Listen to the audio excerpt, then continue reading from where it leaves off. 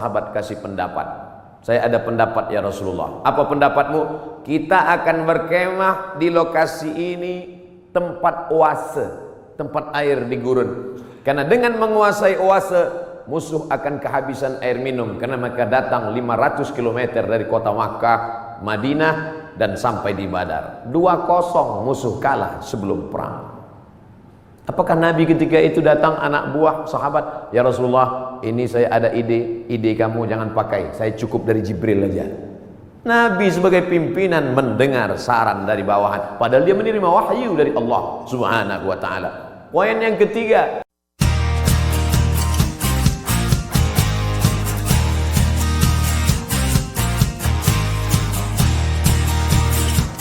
jadi jangan bayangkan Nabi Muhammad itu hanya duduk berzikir, baca Quran, lalu ketika datang orang cerita mati. Bukan begitu Nabi itu.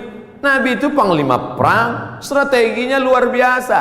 Saat perang Badar, Nabi pagi-pagi sudah datang ke lokasi perang. Akhirnya lokasi perang dikuasai Nabi dan musuh ketinggalan.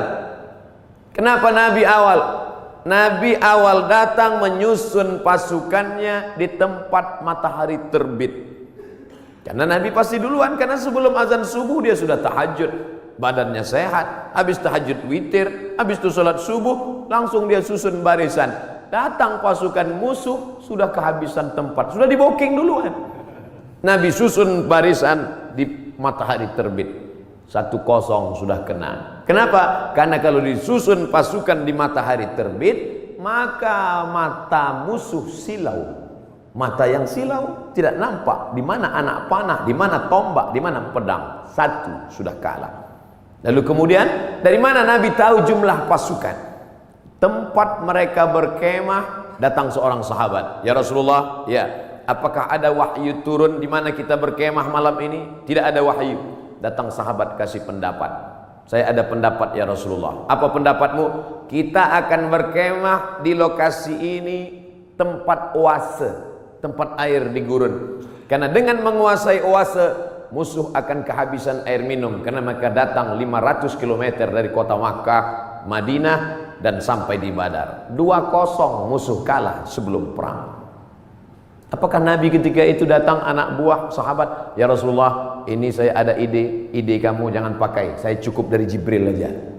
Nabi sebagai pimpinan mendengar saran dari bawahan, padahal dia menerima wahyu dari Allah Subhanahu wa taala. Poin yang ketiga, Nabi SAW tahu berapa jumlah musuh. Hebatnya strategi intelijen Nabi. Bagaimana caranya? Ketika Nabi melihat ada seorang pasukan dari kafir Quraisy mengendap-endap, kata Nabi, tangkap dia. Tapi ditangkap bukan untuk disiksa. Kebetulan yang mereka tangkap ini adalah tukang masak yang mengambil air. Ditangkap, ditanya oleh Nabi, berapa jumlah pasukan kalian? Kata tukang masak, mana saya tahu? Saya kan cuma masak. Masa pasukan itu kan yang tahu pimpinan. Nabi tanya, kamu kalau masak pagi, siang berapa ekor kambing? Berapa ekor onta? Dia sebutkan, makannya sekian seekor onta, masaknya hari ini sekian kambing. Dari jumlah makanan Nabi bisa tahu, kalau begini makanannya berarti pasukan kalian sekitar sekian dan kita akan susun. Nabi perang penuh dengan strategi. Jadi jangan bayangkan Nabi dengan sahabat itu perang bismillahirrahmanirrahim, la haula wala quwata illa billah. Al-haqqu bila nizam yaghlibuhul batil bin nizam. Kebenaran yang tidak dimanage dengan manajerial yang baik akan dikalahkan oleh kebatilan, tapi diatur dengan manajerial yang baik.